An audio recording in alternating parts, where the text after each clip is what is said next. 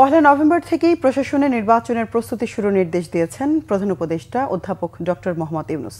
নির্বাচনকে কেন্দ্র করে মাঠ প্রশাসনে রদবদল 15ই নভেম্বরের মধ্যে শেষ করতে বলেছেন প্রধান উপদেষ্টা। এবার নির্বাচনে প্রায় দ্বিগুণ 1 লাখ সশস্ত্র বাহিনীর সদস্য মোতায়েন থাকবে। গত 3টি নির্বাচনে বিচারিক ক্ষমতা থাকা সহ রিটার্নিং পোলিং প্রিজাইডিং অফিসার হিসেবে দায়িত্ব পালন করা কেউই এই নির্বাচনে দায়িত্ব পালন করতে পারবেন না।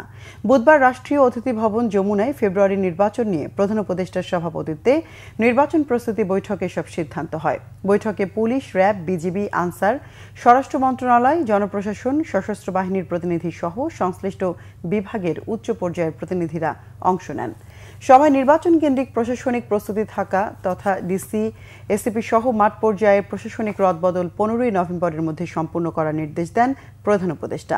নির্বাচন প্রস্তুতি বৈঠকে প্রধান উপদেষ্টা বলেন, নির্বাচন বানচালের জন্য দেশের ভেতরে বাইরে থেকে চেষ্টা হবে। যত ঝড়ঝঞ্ঝা আসুক মোকাবেলা করা হবে। প্রধান উপদেষ্টার প্রেস সচিব বলেন, শেখ হাসিনার ভোট বর্জনের ডাক নির্বাচনে কোনো প্রভাব ফেলবে না।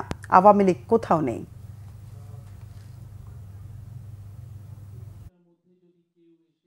অনেকে নির্বাচন বানচালের জন্য দেশে বসে অনেকে অনেক ধরনের কনস্পাইরেসি করছে, আমরা এটা স্পষ্ট দেখছি। সেই বিষয়ে উনি সবাইকে অ্যালার্ট থাকতে বলেছেন, কেননা যারা পতিত স্বৈরাচার এবং তার দোসররা তারা তো অবশ্যই চাবে না যে দেশে একটা ফ্রি ফেয়ার ইলেকশন হোক।